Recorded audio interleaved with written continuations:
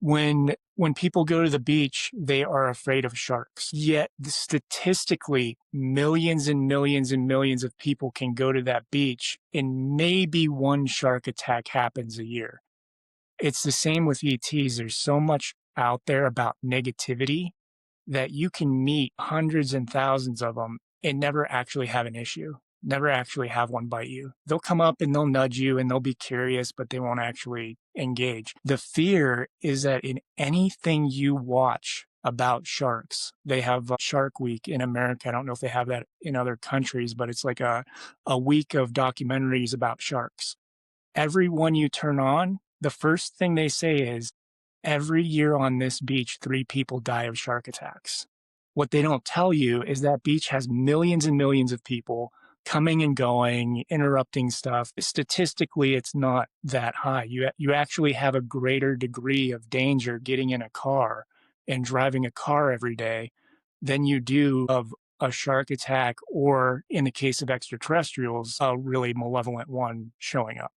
It's like very statistically just not something to be afraid of. Kind of like you said, taking your power back and living in that love, understanding there are bad things out there, but you're going to choose to not worry about them, to not be afraid of them, and align to something better.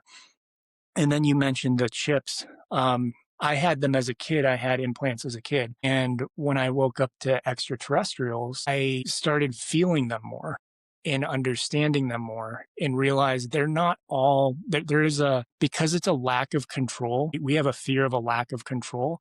Some of it is soul guided. Like before we incarnate, we work with our, God teams and all that. And we're like, hey, come find us and do this so we can get through our journey and get to a certain space. And when we understand them more, the key with that, you did exactly the right thing.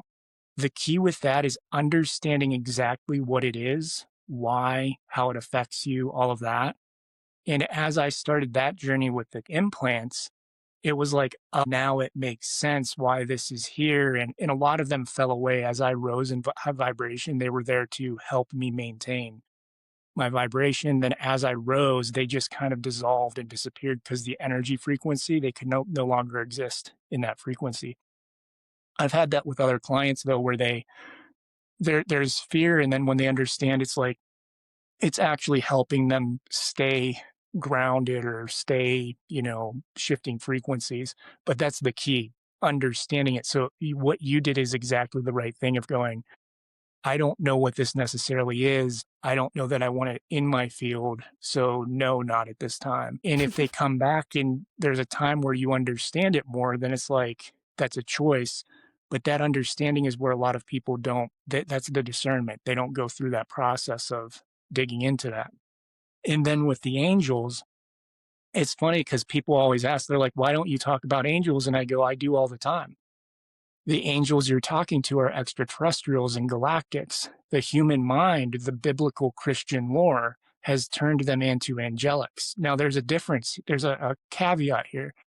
It's frequency. Angels, what we would describe as like Archangel Michael, that's a very, very high frequency being. And there isn't a level of frequency that has all of these beings in it that are angelic on an angelic frequency. Again, it doesn't necessarily mean they have our highest good in our, thing. You can still be love-centered. If they ask, hey, can I do this? And you give them permission, then there's really it's like, okay, they gave me permission. I'm allowed to do this now. But the angelic frequencies, when you can see them for who they really are, they don't look like humans. They look very different.